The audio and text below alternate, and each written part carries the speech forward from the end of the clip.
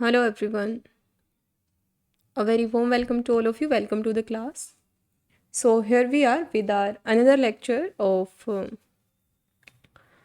the series of lectures that we are doing for our upcoming exam, that is your December 2025. So आज के इस lecture में हम लोग प्लांट फिजियोलॉजी का प्रीवियस ईयर क्वेश्चन देखेंगे 2021 से लेके 2025 के। तो अप्रोक्स यहाँ पर मैं 60 क्वेश्चन लेके आई हूँ आपके करंट के ही। सो आज उनको सॉल्व करेंगे। So without wasting your time, let's get started into the lecture.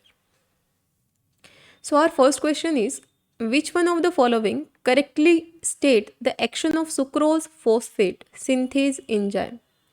तो यहाँ पर आपको कुछ ऑप्शन दिए गए हैं। यहाँ पे इनमें से आपको ये देखना है कि कौन सा ऑप्शन आपके सुक्रोज फोस्फेट सिंथेज एंजाइम के एक्शन को डिस्क्राइब कर रहा है।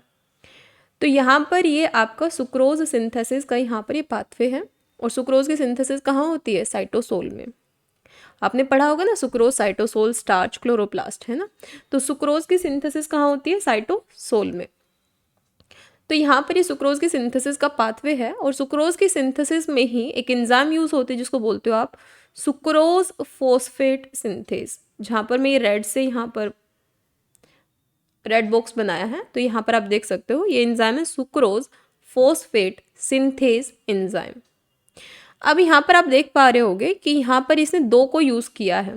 एक तो यूडीपी ग्लूकोज को यूज़ किया इस एंजाइम ने एज अ सबस्ट्रेट, और इसके अलावा एक सबस्ट्रेट बाहर से ऐड हुआ, दैट इज फ्रक्टोज 6 फोस्फेट। ये दो सबस्ट्रेट को यूज़ किया और फाइनली जो प्रोडक्ट बनाया इसने वो क्या बनाया?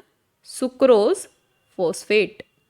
सो यूडीपी ग्लूकोज और फ्रक्टोज 6 फोस्फेट, यूडीपी ग्लूकोज और फ्रक्टोज 6 फोस्फेट, इसको यूज़ किया है सुक्रोज फोस्फेट ने, सुक्रोज फोस्फेट सिंथेज एंजाइम ने, और क्या बनाया है इसने? सुक्रोज फोस्फेट बनाया है। तो प्रोडक्ट क्या है? Sucrose phosphate. और प्रोडक्ट के नाम पे ही एंजाइम का नाम जो है वो दिया जाता है ना। सो यहाँ पर प्रोडक्ट है सुक्रोज फोस्फेट, एंजाइम है सुक्रोज फोस्फेट सिंथेज, और सबस्ट्रेट क्या है? यूडीपी ग्लूकोज और फ्रक्टोज 6 फोस्फेट। ठीक है, this is one of the step of your sucrose synthesis. Okay, so ये आपका सबस्ट्रेट है इस पर्टिकुलर एंजाइम के लिए, और एंजाइम क्या करती है? सबस्ट्रेट को प्रोडक्ट में कन्वर्ट करती है। So this is product. ठीक, अब यहाँ पर ऑप्शंस हम लोग देख लेते हैं एक बार। पहला ऑप्शन है UDP glucose and fructose 6 phosphate are used as substrate, कि यूडीपी ग्लूकोज और फ्रक्टोज 6 फोस्फेट आपके एज अ सबस्ट्रेट यूज होते हैं। तो करेक्ट है ये चीज़।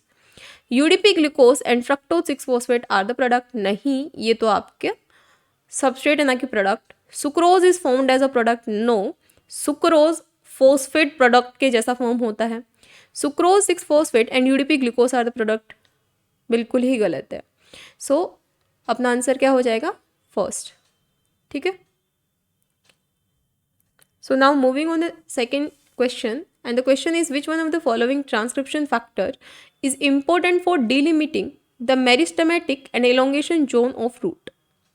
डिलिमिट करना है ना, लिमिट को क्या करना? कम करना। किसकी? मेरिस्टेमेटिक और इलोंगेशन जोन ऑफ रूट की। मेरिस्टेमेटिक जोन क्या होता है? जहाँ पर सेल आपकी एक्टिवली क्या करती हैं? डिवाइड करती हैं, that is your meristematic zone. जहाँ पर आपकी सेल्स क्या कर रही हैं? एक्टिवली डिवाइड कर रही हैं। इलोंगेशन जोन क्या होता है? सेल स्टॉप डिवाइडिंग, सेल जो होती है डिवाइड करना बंद कर देती है और इलोंगेट होना स्टार्ट हो जाती है। ठीक है, तो मेरिस्टेमेटिक जोन में सेल डिवाइड करती है, इलोंगेशन में इलोंगेट होती हैं। तो यहाँ पर देखिए ये जो प्रोटीन होता है आपका PLT, ठीक है, ये क्या करता है? PLT प्रोटीन, PLT1 और PLT2, ठीक है, इसकी क्लासेस हैं जो क्या फॉर्म करते हैं? कंसंट्रेशन ग्रेडियंट फॉर्म करते हैं highest at the root tip. जो आपकी रूट टिप होती है यहाँ पर हाईएस्ट कंसंट्रेशन होगा आपका, ठीक है, PLT1 और PLT2 का। This gradient gradually decreases upward along the root, और ये ग्रेडियंट यहाँ पर तो बहुत ज़्यादा होगा रूट वाले एरिया में, लेकिन जैसे जैसे आप अपवर्ड मूवमेंट करोगे तो इसका जो ग्रेडियंट है डिक्रीज होता चला जाएगा। The high PLT concentration maintain cell in meristematic या डिवाइडिंग स्टेट। जब PLT का कंसंट्रेशन जो है ये हाई होता है तो ये सेल्स को क्या करता है? डिवाइडिंग स्टेट में मेंटेन करके रखता है। या मेरिस्टेमेटिक स्टेट को ये मेंटेन करके रखेगा। लेकिन जैसे जैसे आप आगे जाते जा रहे हो तो पीएलटी का लेवल कम होता जा रहा है, यानी कि जो डिवाइड करने की जो एबिलिटी है वो भी आपकी डिक्रीज होती चली जाएगी। So when PLT level fall below a threshold cell stop dividing, और जब एक थ्रेशोल्ड से भी नीचे चला जाता है ये, तो सेल जो होती हैं वो डिवाइड करना बंद कर देती हैं और इलोंगेशन जो है वो स्टार्ट कर देती हैं, इलोंगेट होना स्टार्ट कर देती हैं, thereby creating the boundary between the meristematic and elongation zone. तो पीएलटी प्रोटीन क्या करता है, मेरिस्टेमेटिक जोन को स्विच करवा रहा है कहाँ पर, इलोंगेशन जोन में। यानी पीएलटी एक डिसाइडिंग फैक्टर हो गया जो आपको बता रहा है कि जहाँ ज़्यादा है वहाँ पर आपका मेरिस्टेमेटिक सेल्स जो है वो डिवाइड करेंगे कॉन्टिन्यूसली, और जहाँ इसका concentration below the threshold level हो गया तो वहाँ पर सेल डिवाइड करना स्टॉप कर देंगे एंड स्टार्ट टू इलोंगेट। ठीक है, so hence PLT protein delimit या set the boundary between meristematic zone and elongation zone. So question में क्या पूछा गया है, which one of the following transcription factor is important for delimiting the meristematic and elongation zone of fruit. तो कौन यहाँ पर डीलिमिट कर रहा है ना, कौन आपको एक डिफरेंशिएट क्रिएट करके दे रहा है। तो पीएलटी प्रोटीन ऐसा प्रोटीन है जो आपको बता रहा है कि अब जो है आपका मेरिस्टेमेटिक जोन है, अब आपका इलोंगेशन जोन स्टार्ट हो गया है। So this is the factor that क्या करता है आपका, जो डिलिमिट करता है। इसके अलावा यहाँ और ऑप्शन है, जैसे कि SCR जीन क्या करता है, ये radical patterning and endodermis formation में हेल्प करता है। SHR जीन क्या होता है, ग्राउंड टिश्यू पैटर्निंग में काम करेगा। एंड स्पीचलेस जीन क्या करता है, ये स्टोमेटल डेवलपमेंट में जो है इन्वॉल्व होता है। नेक्स्ट वन, क्वेश्चन करने से पहले थ्योरी देख लेते हैं क्या है। जो आपकी मायरोसिनेज एंजाइम है इसी को आप बीटा थायोग्लूकोसिडेज एंजाइम बोलते हो। ये बीटा थायोग्लूकोसिडेज एंजाइम जो होती है कहाँ पाई जाती है, ब्रेसिकेसिया फैमिली के प्लांट्स में देखने को मिलती है। ब्रेसिकेसिया फैमिली में क्या इंक्लूड होते हैं, mustard, cabbage, broccoli and radish. Their job is to hydrolyse या ब्रेक डाउन, हाइड्रोलाइज का मतलब क्या होता है, ब्रेक करना, तोड़ना, है ना, a specific class of sulphur containing compound known as glucosinolate. जो बीटा थायोग्लूकोसाइडेज एंजाइम है क्या काम करती है, ये आपकी सल्फर कंटेनिंग जो कंपाउंड्स हैं ग्लूकोसिनोलेट जो हैं इनको ब्रेक करती है ये एंजाइम। ग्लूकोसिनोलेट क्या होते हैं, ये नेचुरल प्लांट डिफेंस कंपाउंड होते हैं। आपने सेकेंडरी मेटाबोलाइट्स पढ़ा होगा जिसमें कि हम लोग प्लांट के डिफेंसिव मैकेनिज्म के बारे में बात करते हैं, तो प्लांट को डिफेंड करते हैं। So they contain sulphur and have beta thioglucoside bond and they are stored separately from myrosinase in the plant cell। तो ग्लूकोसिनोलेट जो होते हैं ये सल्फर कंटेन करके रखते हैं and bio beta thioglucoside bond जो है ये यहाँ पर पाया जाएगा और ये सेपरेटली जो होते हैं प्लांट में स्टोर होते हैं। What happen when a plant is damage, जब प्लांट डैमेज होता है तो ये जो ग्लूकोसिनोलेट है आपका, जो कि एक प्लांट का नेचुरल डिफेंस मैकेनिज्म है, ठीक है, एक कंपाउंड जो प्लांट को डिफेंस मैकेनिज्म प्रोवाइड करवाता है, डिफेंसिव जो हर्बीवोर हो गए, इंसेक्ट हो गए, इनके अगेंस्ट उसको प्रोटेक्ट करता है। तो ग्लूकोसिनोलेट जो है, जैसे ही मान लो आपका प्लांट डैमेज हो गया और किसी इंसेक्ट या हर्बीवोर ने डैमेज किया प्लांट को, है ना, तो हो गया क्या, जो ये ग्लूकोसिनोलेट है ये आपकी जो मायरोसिनेज एंजाइम है जो आपकी ब्रेसिकेसिया फैमिली है प्लांट में, वहाँ पर पाई जाती है। तो ये लेट सपोज ये आपका प्लांट है, प्लांट में डैमेज हुआ और यहाँ पर जो आपका मान लो, यहाँ पर एक एग्जाम्पल समझा रही हूँ, तो यहाँ पर मान लो आपके ग्लूकोसिनोलेट्स हैं, ठीक है, डिफेंसिव कंपाउंड्स हैं। तो प्लांट में मान लो कहीं पर घाव हो गया, ठीक है, या फिर कोई डैमेज हो गया, तो ग्लूकोसिनोलेट जो है डैमेज होने की वजह से क्या होंगे, यहाँ मान लो आपका मायरोसिनोज है, इसके कॉन्टेक्ट में आ जाएंगे, ठीक है। मायरोसिनोज क्या है आपकी, बीटा थायोग्लाइकोसिडेज, ग्लूकोसिडेज।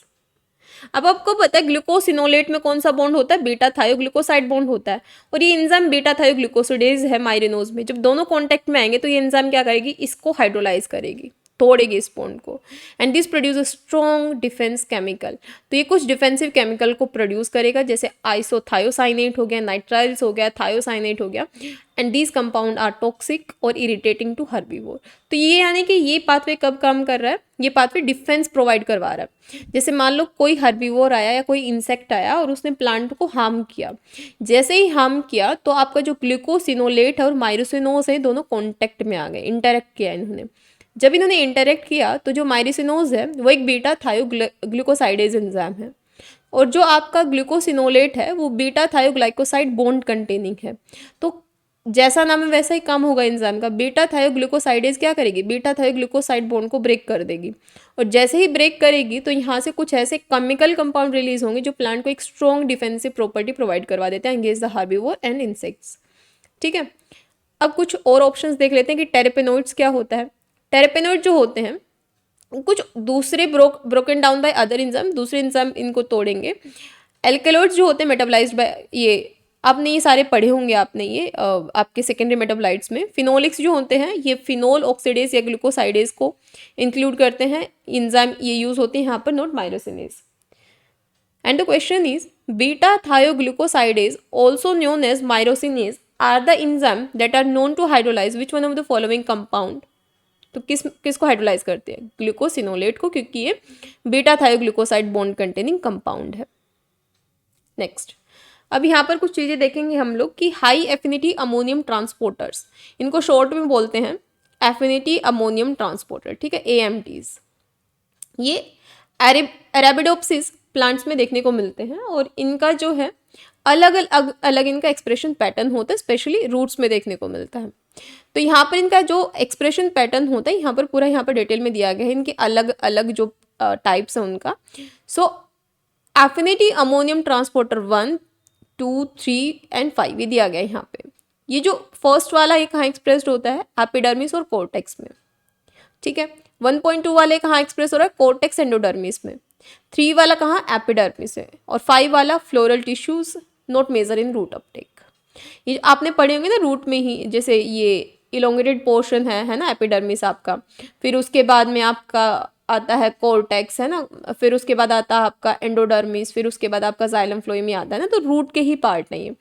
तो ये अगर आप देख रहे हो जो 1, 2, 3 वाला ये रूट के ही पार्ट में मेनली देखने को मिल रहा है, लेकिन 5 वाला फ्लोरल टिश्यूज में है, not major in root uptake, ठीक है। नेक्स्ट,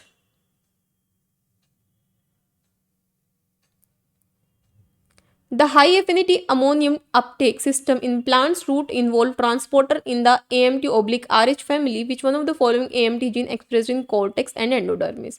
तो कौन सा हो रहा है, सेकेंड वाला, ठीक है।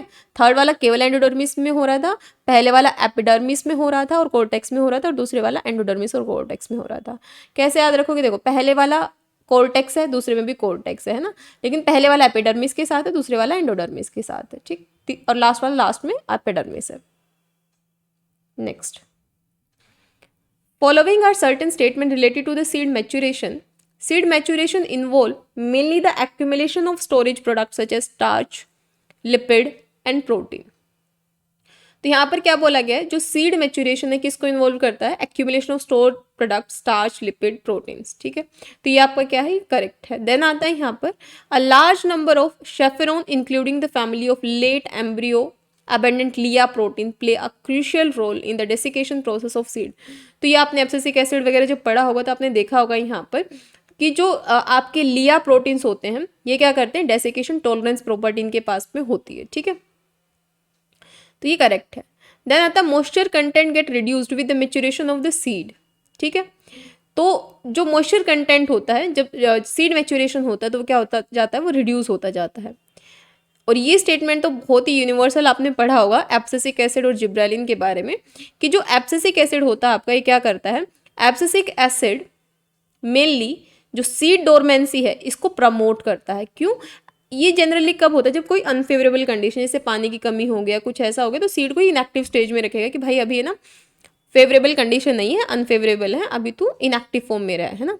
जबकि जिब्रेलिक एसिड सीड की डोरमेंसी को ब्रेक करता है। तो डी ऑप्शन तो एब्सोल्युटली क्या है आपका, ये बोले प्रमोट कर रहे हैं दोनों, तो एब्सोल्युटली इनकरेक्ट है। जैसे ही इनकरेक्ट हो जाता है तो आपके 2 ऑप्शन तो वैसे ही छट जाते हैं, ठीक है। नेक्स्ट, यहाँ पर एक तरफ आपको दिया गया है प्लांट पैथोजन, ठीक है, एक इफेक्टर मॉलिक्यूल दिया गया उसका सामने। तो यहाँ पर देखिए इफेक्टर मॉलिक्यूल है एचसी-टॉक्सिन, ठीक है। क्या करता है ये, हिस्टोन डी एसिटाइलेशन, ये जो हिस्टोन डी एसिटाइलेज एंजाइम है इसको इनहिबिट करता है। HC toxin from carbonum cochliobolus carbonum is known as HDAC inhibitor.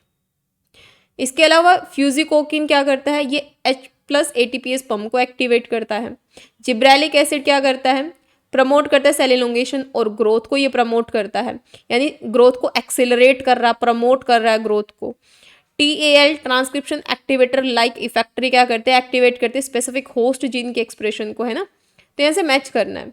तो जो HC टॉक्सिन है क्या करता है, हिस्टोन डीएसेटाइलेज एंजाइम को इनहिबिट करता है, फर्स्ट का हो गया। थर्ड, जिब्रेलिक एसिड ग्रोथ को बढ़ाता है। इसके अलावा फ्यूजिकोसिन क्या करता है, ये आपका एक्टिवेट करेगा H पॉजिटिव ATPase पंप को, और ट्रांसक्रिप्शन एक्टिवेटर लाइक इफेक्टर जो है ये एक्टिवेट करेगा होस्ट जीन्स एक्सप्रेशन को, ठीक है। नेक्स्ट, यहां पर भी आपको मैच ही करना है।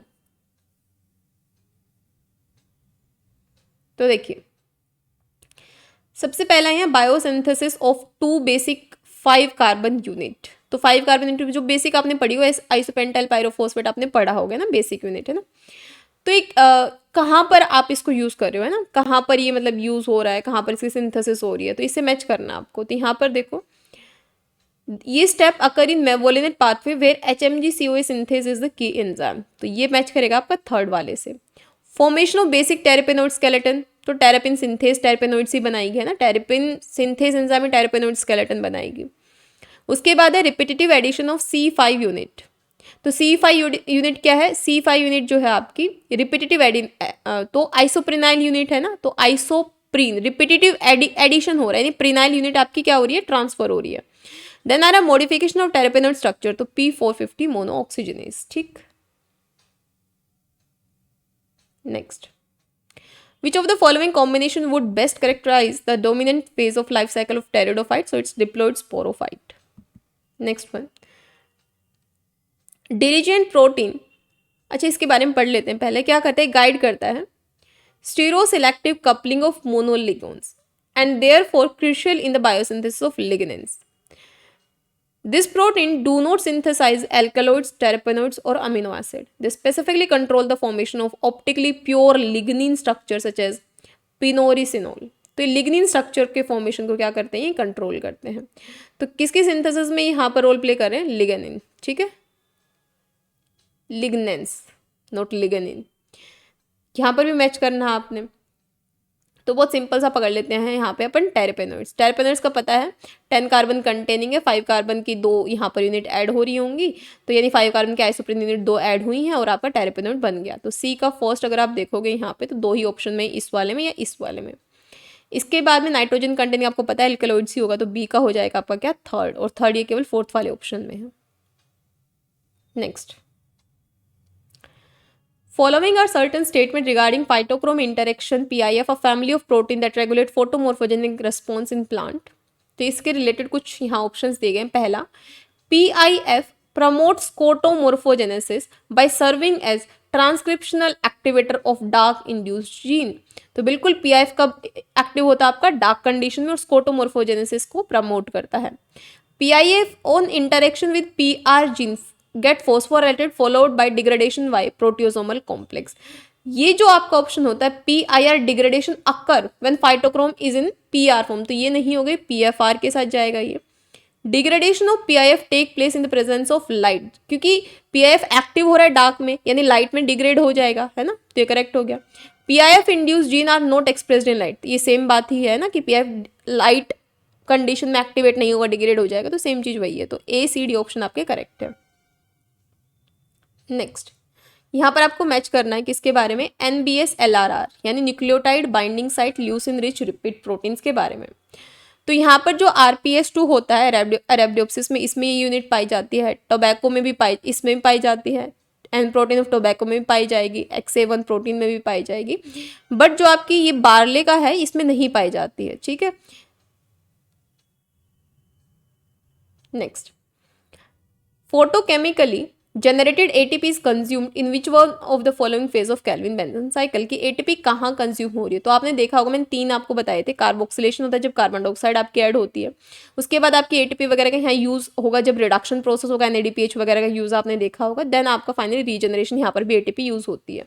तो सेकेंड और थर्ड स्टेप में आपके यूज हो रहे थे, तो यानी कि रिडक्शन एंड रीजनरेशन, ठीक है।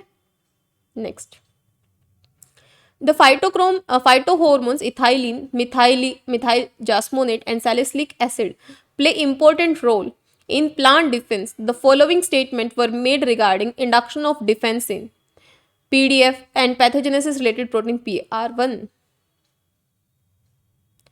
तो यहाँ पर कुछ आपके यहाँ पे फाइटो हॉर्मोन्स दिए गए, एक दिया गया इथाइलिन, मैं आपको बता देती हूँ कौन क्या काम करता है, इथाइलिन। इसके बाद दूसरा आपको क्या दिया गया है, दूसरा आपको दिया गया है PR प्रोटीन, सॉरी इथाइलिन के बाद मिथाइल जास्मोनेट एंड सैलिसिलिक एसिड, 3 दिए गए हैं। और 2 आपको यहाँ दिए गए हैं, एक बोला गया है PDF और एक दिया गया है PR प्रोटीन, ठीक है, 2 प्रोटीन्स के बारे में बोला गया है। तो ये क्या करते हैं, ये आपका जो PDF जो जीन होता है, ये जो आपका इथाइलिन है और जैस्मोनेट है, ये दोनों के दोनों जो होते हैं PDF इस प्रोटीन को इंड्यूस करते हैं, और सैलिसिलिक एसिड इसको इनहिबिट करता है PDF को। सैलिसिलिक एसिड किसको प्रमोट करता है, PR पैथोजेनेसिस रिलेटेड प्रोटीन को, ठीक है, PR प्रोटीन को, ठीक। तो यहाँ पर यही चीज़ आपने देखनी है कि जो इथाइलिन है और जो आपका मिथाइल जैस्मोनेट है PDF1 को ये क्या कर रहे हैं, एक्टिवेट कर रहे हैं ना, ये करेक्ट है। इसके बाद में PR को नहीं कर रहे, PR को नहीं PDF को करते, PR को नहीं करते, सैलिसिलिक एसिड PDF को नहीं करता, ये PR को करता है। तो आपका A और D ऑप्शन यानी सेकेंड ऑप्शन करेक्ट हो जाएगा, ठीक है। Next, a researcher has obtained an Arabidopsis mutant defective in strigolactone, a novel plant hormone. The following statements were made regarding the mutant phenotype. Shoot branching get enhanced in the mutant plant. तो यहाँ देखिए, जो आपका स्ट्रिगोलैक्टोन होता है ये inhibit करता है शूट ब्रांचिंग को, ठीक है, यानी apical dominance. So loss of strigolactone biosynthesis, अगर स्ट्रिगोलैक्टोन बायोसिंथेसिस यहाँ पर म्यूटेंट के बारे में बोला गया आपसे, तो जनरली तो स्ट्रिगोलैक्टोन क्या करता है, इनहिबिट करता है शूट ब्रांचिंग को, है ना। लेकिन अगर स्ट्रिगोलैक्टोन ही म्यूटेंट हो गया तो शूट ब्रांचिंग आपको देखने को मिलेगी, तो shoot branching get enhance in mutant plant, correct है। Hyphal branching of arbuscular mycorrhizal fungus get enhance during the colonisation in the mutant plant. तो जो आपके स्ट्रिगोलैक्टोन्स होते हैं, जो ये क्या करते हैं बेसिकली, ये हाइफल ब्रांचिंग को क्या कर रहे हैं, हाइफल ब्रांचिंग को यहाँ पे देखिए, यहाँ पे जो strigolactone exude from root and stimulate fungal hyphal branching, है ना। तो जब ये क्या कर रहे हैं, ये जो हाइफल ब्रांचिंग है उसको ये स्टिमुलेट कर रहे हैं, है ना। लेकिन जब म्यूटेंट प्लांट होगा स्ट्रिगोलैक्टोन में, जैसे स्ट्रिगोलैक्टोन अगर है तो ये आपको देखने को मिल रहा है, ठीक है, ब्रांचिंग। लेकिन अगर नहीं है तो ये देखने को आपको नहीं मिलेगा, रिड्यूस हो जाएगा हाइफल ब्रांचिंग। इसके बाद आता है shoot branching get inhibited in the mutant plant, कि जो शूट ब्रांचिंग है वो इनहिबिट होगी म्यूटेंट प्लांट में, लेकिन जो शूट ब्रांचिंग होगी क्या होगी, इज इनहेंस्ड नॉट इनहिबिटेड, जो कि हमने पहले पॉइंट में पढ़ा इस वाले में, है ना, कि shoot branching get enhance, shoot branching get inhibited नहीं इनहेंस्ड, तो ये गलत हो गया। Germination of shoot of parasitic plant is prevented near the mutant plant, ठीक है, तो ये भी आपका क्या हो जाएगा, करेक्ट हो जाएगा।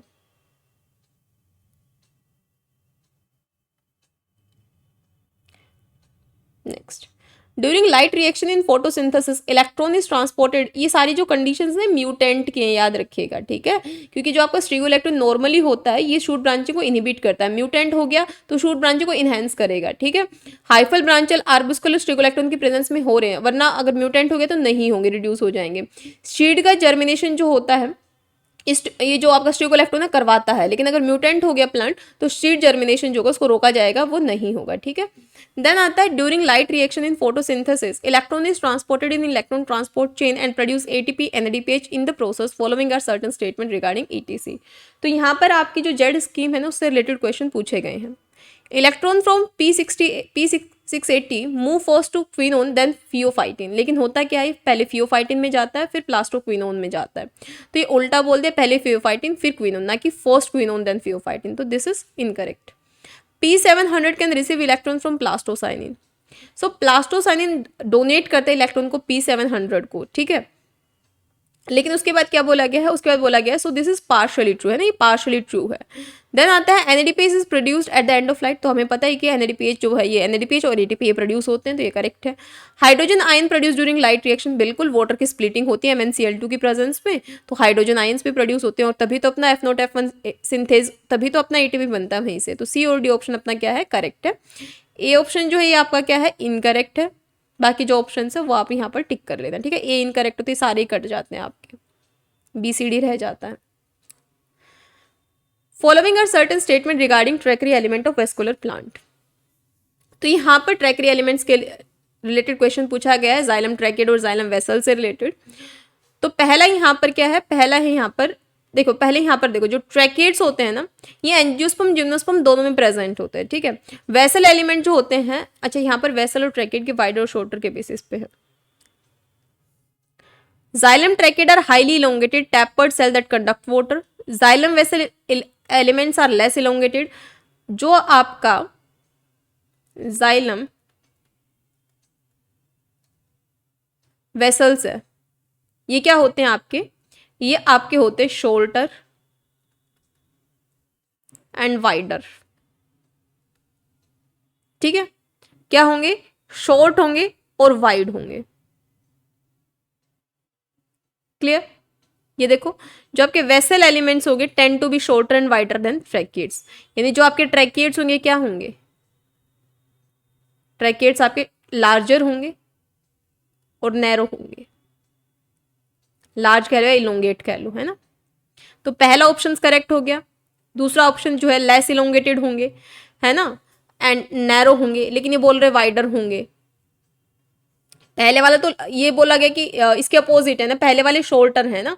जाइलम वेसल जो है ट्रैकेड्स के कंपैरिजन में शॉर्ट है, जाइलम ट्रैकेड क्या है, इलोंगेटेड है। जाइलम वेसल जो होते हैं ये लेस इलोंगेटेड होते हैं, जाइलम वेसल बिल्कुल शॉर्टर होते हैं, लेकिन नैरो होते हैं देन ट्रैकेड्स, नहीं वाइडर होते हैं देन ट्रैकेड्स, ठीक है। देन आता है एंजियो, तो बी ऑप्शन आपका हट जाता तो ए और सी ही रह जाता है, ठीक है। देन ये वाला क्वेश्चन तो मैंने बायोकेमिस्ट्री में करवाया था आपको। Which one of the following anthropogenic activities contribute the most nitrogen to the global nitrogen cycle? तो इसमें आपका industrial production of fertilizer contribute the most nitrogen to the global nitrogen cycle. Then आता है in the model plant arabidopsis thaliana methionine is a precursor amino acid in the biosynthesis of which, so it's glucosinolate, ठीक है, जो भी हम लोगों ने पढ़ा है। Which one of the following statement not correct about collenchyma. तो कोलेनकाइमा क्या है, they are characterized by their unevenly thickened cell wall and ability to stretch and elongate which allow for the growth of the plant, so they are not rigid but rather flexible। तो ये क्या होते हैं, ये आपके unevenly thick होते हैं, uneven होते हैं, ठीक है, uneven होती है, एंड स्ट्रेच एंड इलोंगेशन और स्ट्रेच जो है कर सकते हैं, ये एबिलिटी होती है। तो ये रिजिड जो है नहीं होते, क्योंकि स्ट्रेच कर सकते हैं, स्ट्रेच, तो ये रिजिड नहीं होंगे, क्योंकि अगर रिजिड होते तो स्ट्रेच नहीं कर सकते हैं ना। तो यानी कि ये प्रॉपर्टी जो कि ये बोल रहे हैं कोलेनकाइमा सेल्स आर रिजिड, तो ये तो एब्सोल्युटली क्या हो गई, इनकरेक्ट हो गई। तो सेकंड ऑप्शन आ जाएगा, इन्हें इनकरेक्ट पूछा है। नेक्स्ट आता है which one of the following statement is incorrect regarding the plant phytochrome, PHY को फाइटोक्रोम को शॉर्ट में लिखा गया है। फिर साइनोबैक्टीरियल फाइटोक्रोम को शॉर्ट में CPH1 लिखा गया है, और बैक्टीरियल फाइटोक्रोम लाइक प्रोटीन को BPHP लिखा गया है। पूछा गया है जो phytochrome has 2 PRD domain in the C terminal moiety, बिल्कुल होते हैं, ये PRD और HKRD है ना, तो ये हिस्टिडीन काइनेज C टर्मिनल में ही होते हैं, तो करेक्ट है। CPH1 यानी साइनोबैक्टीरियल फाइटोक्रोम एंड BPH यानी bacterial phytochrome has histidine kinase domain at the end terminal. तो यहाँ जो ये CPH है ना, सेकेंड वाला देखिए CPH है साइनोबैक्टीरिया का, तो यहाँ पर जो हिस्टिडीन काइनेज डोमेन है ये C टर्मिनल पे है, और BPH में भी histidine kinase domain C terminal पे, ये बोले कि एंड टर्मिनल पे होगा, तो ये हो जाएगा आपका गलत, ठीक है, इनकरेक्ट ही पूछा इन्होंने, तो सेकंड ऑप्शन आपका हो जाएगा answer. Next, which one of the following is refer to as turbonic. तो यहाँ पर देख सकते हो 12 हाइड्रोक्सी जैस्मोनिक एसिड को आप टर्बिनोइक एसिड भी बोलते हो, तो 12 hydroxy jasmonic acid. Next, the defect in a major semi-dwarfing gene of rice has given lead to cultivar with short thick culm and improve lodging resistance. The gene is related to which one of the following phytohormones? So it's your gibberellic acid. In a mammalian cell undergoing active glycolysis, ये हम देख चुके हैं biochemistry में, हमें पता है कि ATP क्या करती है, इनहिबिट करती है ग्लाइकोलिसिस को, और AMP जो है ये प्रमोट करती है, स्टिमुलेट करती है किसको, ग्लाइकोलिसिस को, जो कि आपके दोनों ऑप्शंस पहले वाले करेक्ट हो जाते हैं। Next, Given below are certain statements regarding the light absorption by chlorophyll pigment molecule in a green leaf.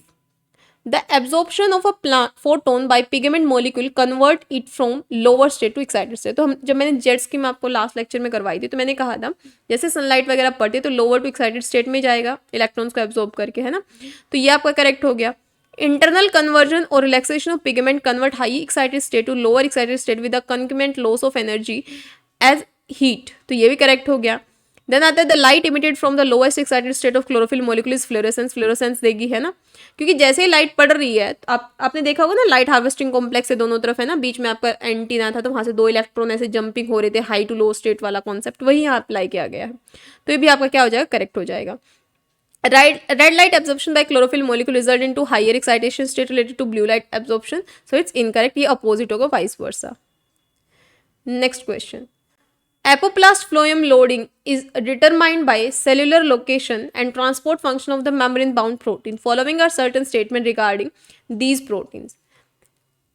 SWWET are sugar transporter protein and are capable of transporting only sucrose, not glucose. तो ये absolutely correct है कि जो आपका protein होता है ये केवल आपका शुक्रोज ट्रांसपोर्टर ही होता है, शुगर ट्रांसपोर्टर ही होता है. ठीक है, शुक्रोज ट्रांसपोर्टर ही होगा. Double mutant of arabidopsis, double mutant जो स्वीट है ये भी तो अपना यही है, शुगर ही है, ग्लूकोज भी. तो यहाँ पर नोट ग्लूकोज नहीं, ग्लूकोज आना चाहिए था क्योंकि ये जो है ये शुगर, मेरे जो शुगर ट्रांसपोर्टर है ये किसको ट्रांसपोर्ट करता है, शुगर ट्रांसपोर्ट करता है. शुगर, ग्लूकोज भी तो शुगर ही है, तो ये नोट नहीं आएगा. तो ये आपका हो गया इनकरेक्ट. ठीक है, ये हो गया इनकरेक्ट. उसके बाद में फिर नेक्स्ट आता है double mutant of Arabidopsis sweet 11 sweet 12 result in carbohydrate accumulation in source leaf. अच्छा, इतना अपन डिटेल में नहीं जा रहे, लेकिन ये जो स्वीट है ना इसके नाम से पता चल रहा है कि शुगर को ट्रांसपोर्ट करता है. अब शुगर आपकी, ग्लूकोज भी तो शुगर है, ग्लूकोज क्या कोई प्रोटीन फैटी एसिड थोड़ी ना है. तो ये वाला आपका गलत है, ये गलत हो गया तो सारे ऑप्शन आपके कट जाते है ना. बाकी मैंने थ्योरी यहाँ लिख रखी है. नेक्स्ट देखिए यहाँ पे given below are the list of plant hormone and their biosynthesis precursor. तो यहाँ पर ऑक्सिन, ऑक्सिन किससे मैच करेगा आपका, ट्रिप्टोफेन से. इंडोल 3 एसिटिक एसिड है ना, नेचुरल ऑक्सिन के नाम पढ़े होंगे आपने. देन यहाँ पर और लेते हैं अपन एग्जांपल यहाँ पे जिब्रेलिन का. जिब्रेलिन का क्या आएगा यहाँ पर, जेरेनाइल, जेरेनाइल है ना क्योंकि 20 कार्बन का होता है ये. फिर आता है इथाइलिन का, तो ACC है ना, ऑक्सिन इसको प्रमोट कर रहा था. साइटोकाइन का एडोनिसिन. ठीक है, तो ये इसका आंसर हो जाएगा, मैच कर लेना. नेक्स्ट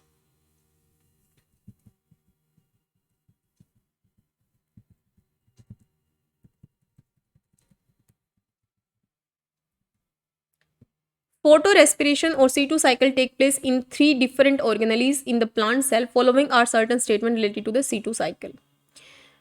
पहला, reduced ferredoxin and ATP are required for photorespiration and assimilation of resulting NH3. तो ferredoxin हमें required होता है, absolutely होता है, and ATP required होता है, तो हमें ATP requirement देखने को मिलती है ना.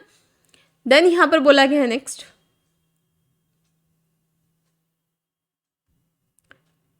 photosynthetic electron transport provide energy rich ATP. photosynthetic electron transport provide energy for photo. इसको थोड़ा होल्ड पे रखते हैं ना. Glutamate is translocated from chloroplast to peroxisome. जो आपका ग्लूटामेट है वो ट्रांसपोर्ट होता है कहाँ से कहाँ, क्लोरोप्लास्ट टू पेरोक्सिज्म. तो ये आपका क्लोरोप्लास्ट है, ये आपका पेरोक्सिज्म है. while a alpha ketoglutarate is translocated from peroxisome to chloroplast.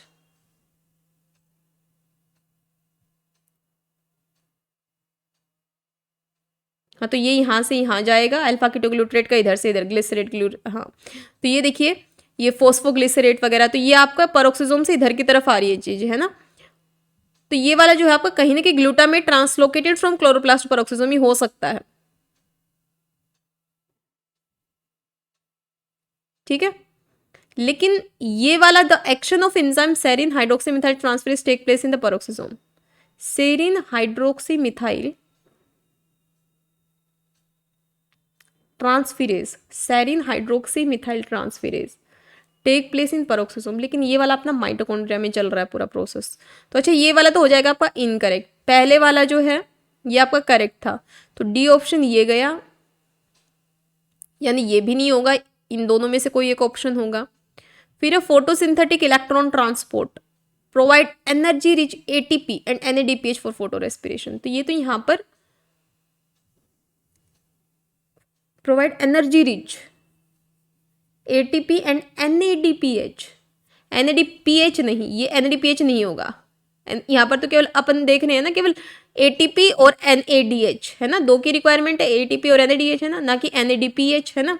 तो ये भी एब्सोल्युटली इनकरेक्ट हो गया, तो आपका सेकंड ऑप्शन हो जाएगा। ये NADPH पे गौर करना था अपने को। Next, phelloderm is derived from core cambium. A researcher, while studying vernalization plant, has made the following statement.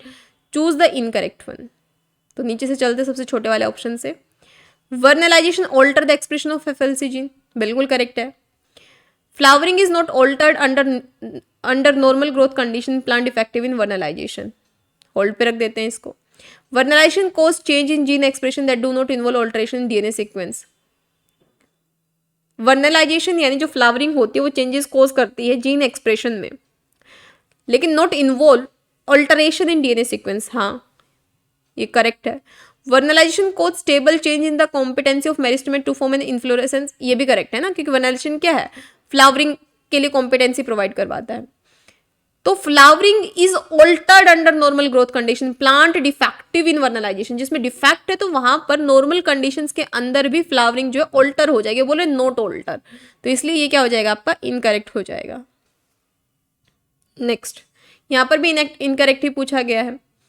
तो option is NADPH oxidase involve in process is plasma membrane spanning protein. In Arabidopsis, NADPH oxidase are encoded by respiratory burst oxidase homolog gene. Superoxide dismutase is an apoplastic enzyme involved in the formation of superoxide. तो जो superoxidase dismutase enzyme होती है आपकी, ये क्या बोल रहे हैं कि ये इन्वॉल्व होती है फॉर्मेशन ऑफ सुपरऑक्साइड, सुपरऑक्साइड का फॉर्मेशन करेगी, लेकिन ये क्या फॉर्म करती है, हाइड्रोजन परऑक्साइड फॉर्म करेगी, है ना। और ये बोल रही इज एन एपोप्लास्टिक एंजाइम की, एपोप्लास्टिक एंजाइम है, मेनली ये चीज आपको फोकस करनी है। तो यहां पर देखो, ये देखो, super oxide dismutase is an enzyme that simultaneously oxidize and reduce the super oxide, ठीक है, oxidize and reduce the super oxide anion to produce hydrogen peroxide and oxygen. तो ये हाइड्रोजन परऑक्साइड और ऑक्सीजन प्रोड्यूस करती है, ठीक है। और कहाँ पाई जाती है, क्लोरोप्लास्ट, पेरोक्सो, माइटोकॉन्ड्रिया, क्लोरो। ये वाली जो है एपोप्लास्टिक है, तो ये तो करेक्ट है, इधर से आपका इनकरेक्ट हो जाता है, ठीक है।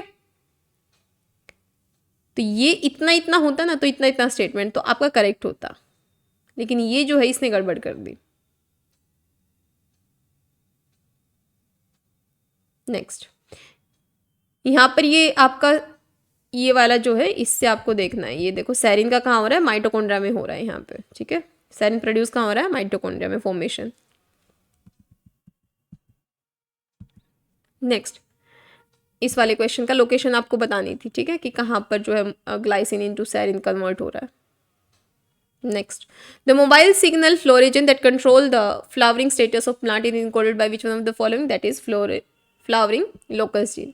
Which one of the following statement about the guard protein that play an important role during plant pathogen interaction is correct? So according to the guard hypothesis, R gene product guard cellular protein which are called guards of decoy or decoys. Interaction between the guard and the pathogen effector is required for successful infection by the pathogen. ठीक है, आगे क्या है, in case of manipulation or even degradation of guards by pathogen effector, the respective of NLR get activated and induce downstream signaling, ultimately lead to ETI associated plant defense response. Wait for a second.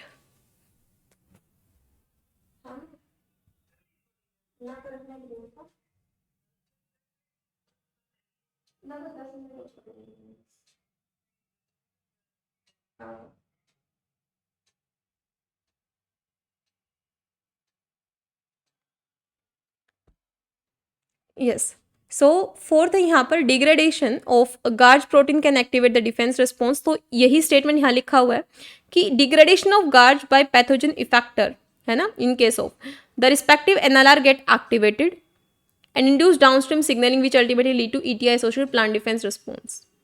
सो ये वाला statement जो है आपका इसके साथ में match कर रहा है। ये जो स्टेटमेंट मैंने नीचे लिखे हुए हैं इनको रीड कर लीजिएगा आप एक बार। देन यहाँ पर जिब्रेलिन के बारे में, जिब्रेलिन क्या है, यूबिक्टिन पाथवे को फॉलो करता है, also present in several fungus. तो ये वाला स्टेटमेंट एब्सोल्युटली फ्यूजिकोरोई फंगाई है ना, तो ये करेक्ट है। GA1 is the most abundant gibberellin produce in the fungus fujikuroi, नहीं ये तो गलत हो गया। द एक्सोजीनस एप्लीकेशन, क्योंकि जिब्रेलिन 1 नहीं होता, exogenous application of gibberellin GA3 stimulate dramatic stem elongation in the dwarf maize mutant but has little effect on the tall wild type plant. क्या बोला गया है, exogenous application of gibberellin GA3 stimulate dramatic stem elongation in the dwarf maize mutant but has little effect on tall and wild type plant, ये भी correct है, growth provide करवा रहा है। The application of exogenous gibberellin cause upregulation of GA20 oxidase and GA3 oxidase genes. Application of exogenous gibberellin, ये enzyme का upregulation करेगा, no.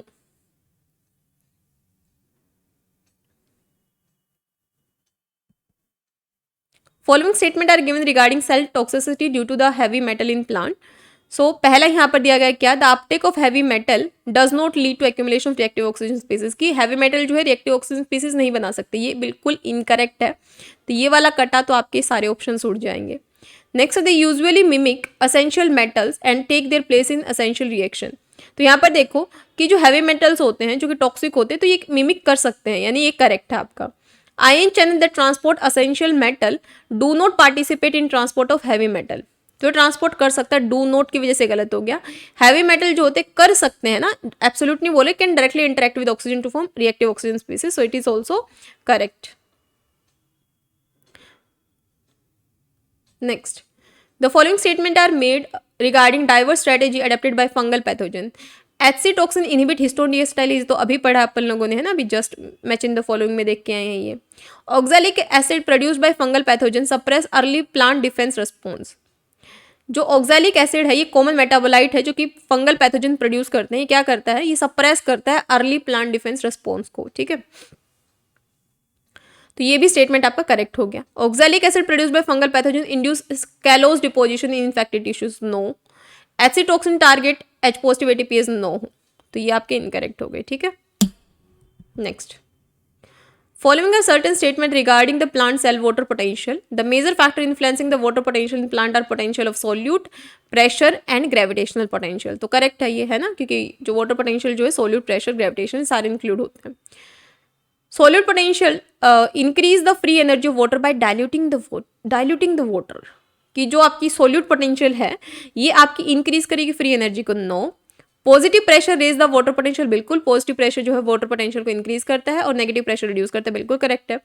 Gravitation potential height of plant के ऊपर डिपेंड करती है, ये भी करेक्ट है। Next, how many molecule of acetyl coenzyme condense to produce the isopentenyl diphosphate, the precursor for the formation of terpenoid by mevalonate pathway. तो कितने acetyl coenzyme जो हैं to produce isopentenyl diphosphate, the precursor of terpenoids by mevalonate pathway. तो यहाँ देखिए there are 2 biosynthetic pathway for terpene, mevalonic and methyl erythritol phosphate pathway. Mevalonic pathway में acetyl coenzyme में act as precursor. 3 molecule of acetyl coenzyme में are joined together to form mevalonic acid. तो यहाँ पर 3 molecule acetyl coenzyme के जो है वो यूज होते हैं, ठीक है। Next, which one of the following is the strongest oxidizing agent produce during photosynthesis. तो कौन सा आपका स्ट्रॉन्गेस्ट है, P680, ठीक है, स्ट्रॉन्गेस्ट ऑक्सीडाइजिंग एजेंट है।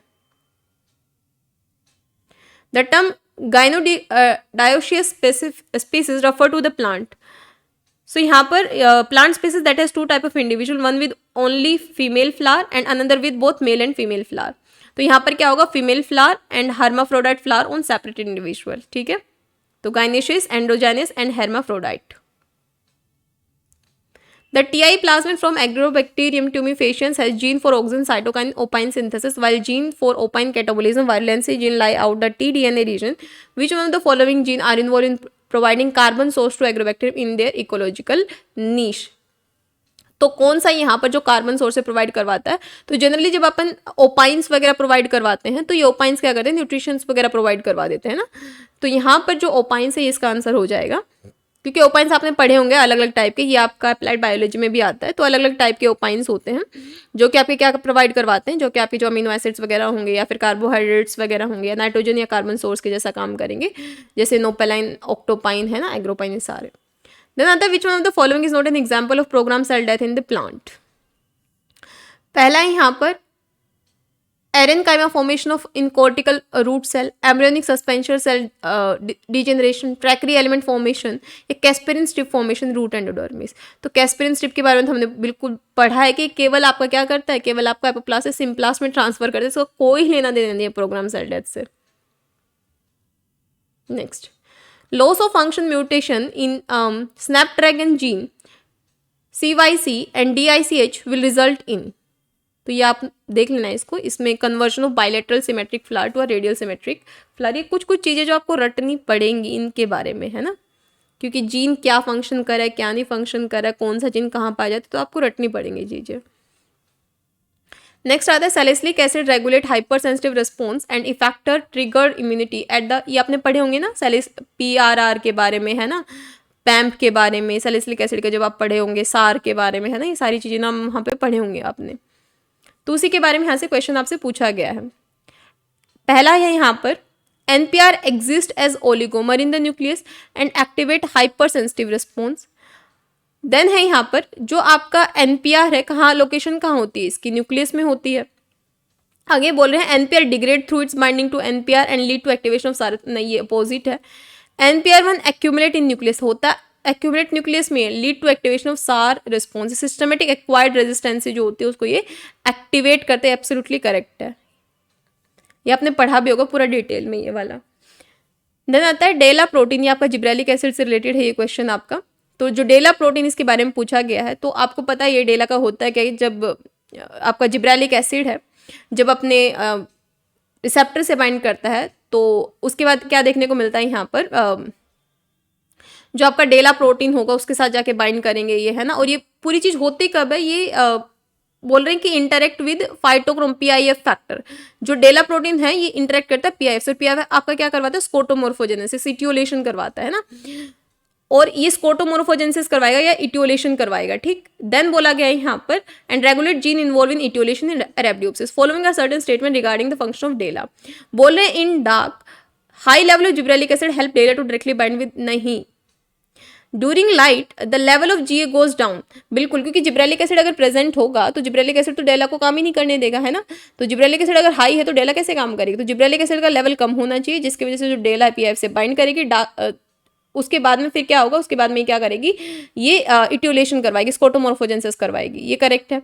देन आता है यहाँ, सॉरी यहाँ पर ये क्या बोले, ड्यूरिंग लाइट, लाइट नहीं ड्यूरिंग डार्क होगा, ये दोनों अपोजिट हो गए, ये वाले की वजह से ये गलत हो गया, है ना, तो ये वाला आपका यहाँ से क्या हो गया आपका इनकरेक्ट, कि यहाँ पर ये वाला जिब्रेलिक एसिड का लेवल बिल्कुल सही है कि हाँ कम होना चाहिए, पहले वाला भी गलत हो गया, ये बोले जिब्रेलिक एसिड का ज़्यादा और डेला बाइंड कर रही है, दोनों ही बिल्कुल ही अपोजिट बात कर रहे हैं। Binding of DELLA protein to PIF prevent the transcription of PIF inducing lead to photomorphogenesis. Binding of DELLA protein to PIF, अब डेला प्रोटीन अगर PIF से बाइंड करेगा, क्योंकि PIF क्या करवाता है, अभी मैंने आपको बताया था कि PIF स्कोटोमोर्फोजेनेसिस करवाता है, स्कोटोमोर्फोजेनेसिस करवाता है, स्कोटोमोर्फोजेनेसिस करवा रहा है ना, अभी हमने पीछे पढ़ा था, है ना, तो डेला प्रोटीन PIF से बाइंड कर गई, डेला जो है PIF से बाइंड कर गई, तो क्या होगा, फोटोमोर्फोजेनेसिस, फोटोमोर्फोजेनेसिस। वेट फॉर अ सेकेंड, ये थोड़ा कंफ्यूजन हो रहा है मेरे को, वेट।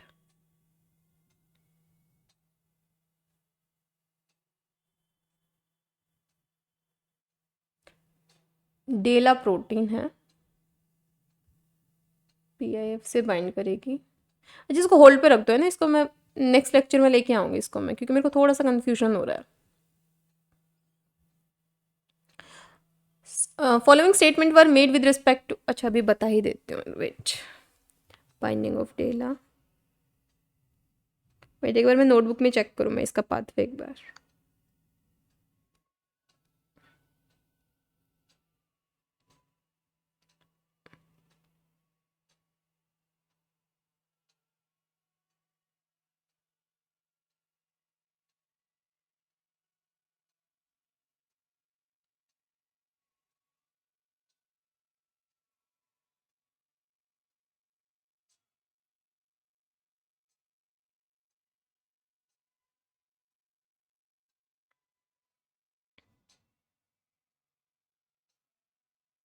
हाँ, डेला प्रोटीन किसको इनहिबिट कर रही है? डेला प्रोटीन यहाँ पर पीआईएफ को इनहिबिट करती है और पीआईएफ को इनहिबिट करके यहाँ पर क्या बोल रहा है? Binding of DELLA protein to PIF prevent the transcription of PIF induced gene and leading to photomorphogenesis. और एक है scotomorphogenesis. Scotomorphogenesis is due to the degradation of DELA protein.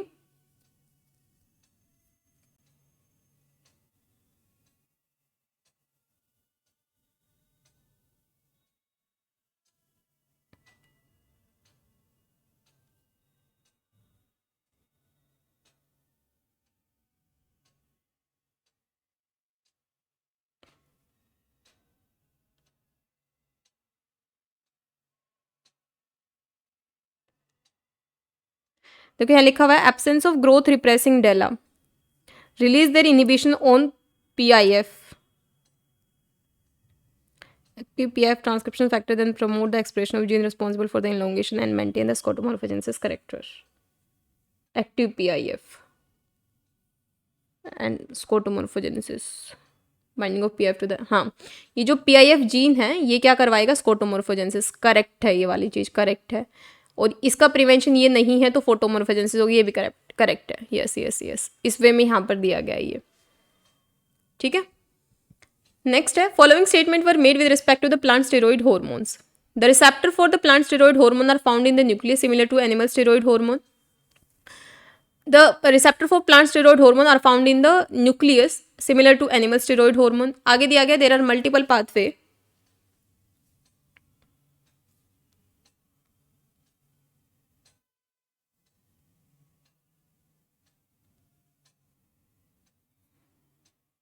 Next one is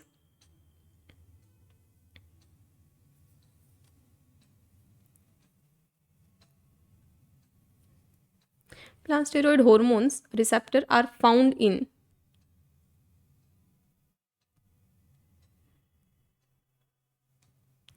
nucleus. ये वाला रख देते हैं यहाँ पे होल्ड पे. फिर है यहाँ पे, लेकिन इनके जो प्लांट स्टेरॉइड हार्मोन है इनके रिसेप्टर जैसे ब्रेसिनोस्टेरॉइड पढ़ा था अपने ने, है ना, ब्रेसिनोस्टेरॉइड. तो ब्रेसिनोस्टेरॉइड के केस में क्या था? ब्रेसिनोस्टेरॉइड में जब हमने देखा था तो इसके प्लाज्मा मेम्ब्रेन पे सिचुएट थे रिसेप्टर्स. तो ये वाला तो इनकरेक्ट हो जाएगा. ये जैसे इनकरेक्ट हुआ तो ये हटा, ये हटा. फिर इसके बाद बी और ई करेक्ट है. Just wait for 2 second. Wait.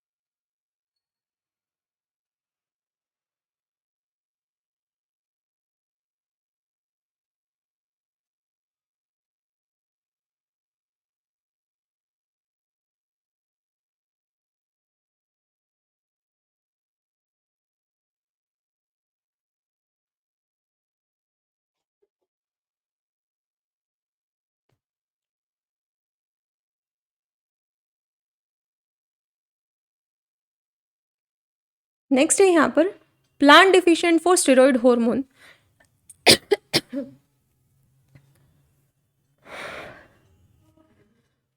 Plant deficient for steroid hormone brasinosteroid show under proliferation of phloem and over proliferation of xylem.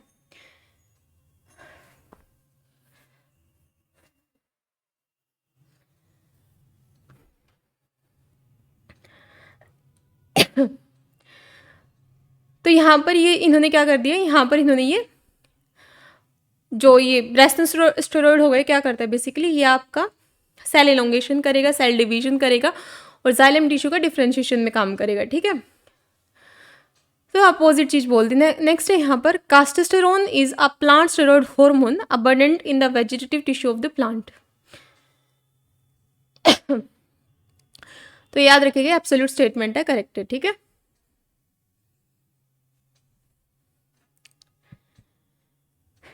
Next है nitrogen fixing bacteria rhizobium isolate from the root nodule of a garden pea is cultured in a petri plate containing appropriate nutrient agar medium. Then है a bacterial colony was picked. क्या किया, जो आपने nitrogen fixing bacteria उसको isolate किया from root nodule of garden pea, उसको culture किया petri plate में बैक्टीरिया को न्यूट्रिएंट अगार मीडियम में।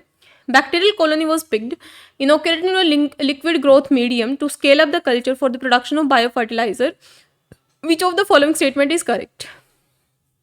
तो यहाँ देखिए, जो आपका राइजोबियल सेल्स होते हैं can not fix nitrogen when expose to atmospheric air. Rhizobium bacteria जो है राइजोड में ही नाइट्रोजन का फिक्सेशन कर सकते हैं, बैक्टीरियोड में ही, लेकिन ये जब एटमॉस्फेयर में आप एक्सपोज कर दोगे तो नाइट्रोजन को फिक्स नहीं करेंगे, ठीक है, क्योंकि नाइट्रोजन को फिक्स करने के लिए लो ऑक्सीजन चाहिए होती है, जो कि आपको रूट नोड्यूल में ही मिलती है।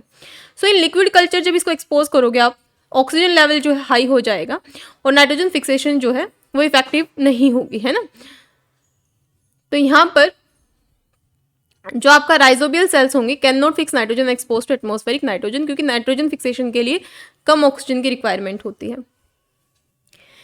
The question is which one of the following is an example of asymmetric cell division in the plant.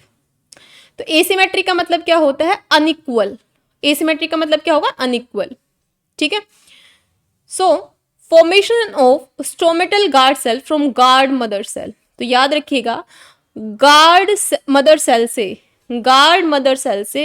Guard cell का जो फॉर्मेशन होगा ये आपका एसिमेट्रिक डिवीजन होता है, क्योंकि जो गार्ड मदर सेल होती है ये एक स्मॉल सेल बनाएगी, एक लार्ज सेल बनाएगी, ठीक है। तो ये क्या करेगी, एक स्मॉलर मेरिस्टेमोइड बनाएगी, एक लार्जर सेल बनाएगी। तो ये आपका जो है एसिमेट्रिक सेल डिवीजन है। Next, which one of the following carotenoid is not involve in non photochemical quenching of chlorophyll fluorescence in plant. So zeaxanthin जो होता है डायरेक्टली ये पार्टिसिपेट करता है। देन आता है यहाँ पर वियोलाजेंथिन भी काम करता है। देन आता है यहाँ पर एंथेराजेंथिन। तो यहाँ पर ये जो तीनों है ना, violaxanthin, antheraxanthin and zeaxanthin, it involve in xanthophyll cycle carotenoid, ठीक है। और ये डायरेक्टली क्या कर रहे हैं, इन्वॉल्व भी हो रहे हैं। लेकिन जो कैंथाजेंथिन है ये carotenoid found in some algae and bacteria but not part of xanthophyll cycle. ये ज़ैंथोफिल साइकिल का पार्ट नहीं होता, so does not participate in non photochemical quenching, ठीक है। तो फोर्थ हो जाएगा इसका।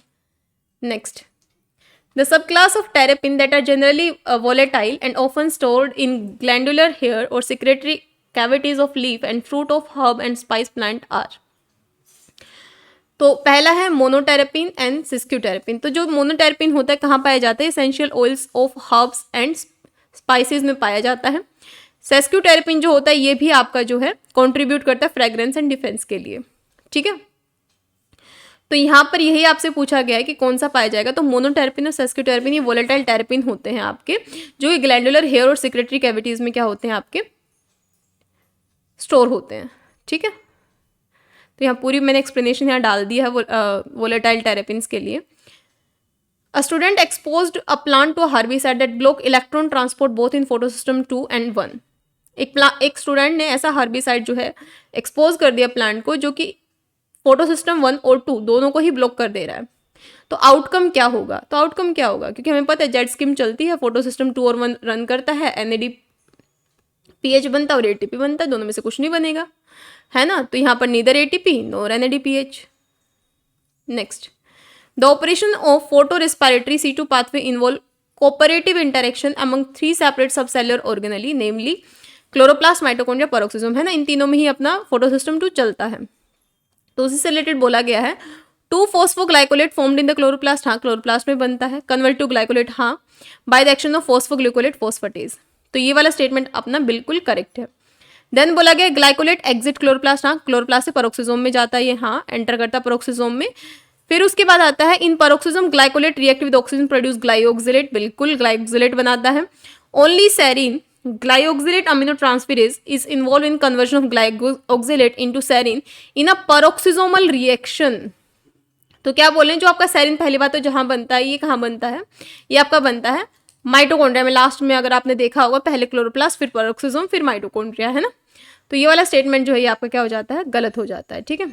और दूसरा इनने क्या बोला कि केवल सेरिन ग्लाइकोक्सिलेट अमीनोट्रांसफेरेज इन्वॉल्व होते हैं कन्वर्जन में, तो नहीं, आपकी जो यहाँ पर ये ग्लाइओक्सिलेट की जो है, देखो जो ग्लाइओक्सिलेट अमीनोट्रांसफेरेज और ग्लाइओक्सिलेट GG80 है ना, सेरिन ग्लाइओक्सिलेट और ग्लूटामेट अमीनोट्रांसफेरेज दोनों ही इन्वॉल्व होती हैं। और दूसरे पेरोक्सिसोम बोल रहे हैं, ये पूरी रिएक्शन अपने ने देखा था, अगर आप यहाँ पर देख पा रहे हो, ये वाली चीज़ यहाँ पे वन डायग्राम यहाँ पे डाला था, ये वाले डायग्राम से क्वेश्चन है। 2-फॉस्फोग्लाइकोलेट ग्लाइकोलेट क्लोरोप्लास्ट में बना, फिर उसके बाद ये ग्लाइओक्सिलेट पेरोक्सिसोम में बना, फिर सेरिन जो है माइटोकॉन्ड्रिया में बना, ठीक। सो आई होप इतने ही question I think. So thank you so much everyone, I hope ये लेक्चर आपको पसंद आया होगा। मिलते हैं नेक्स्ट लेक्चर में, तब तक के लिए have a great learning and stay tune.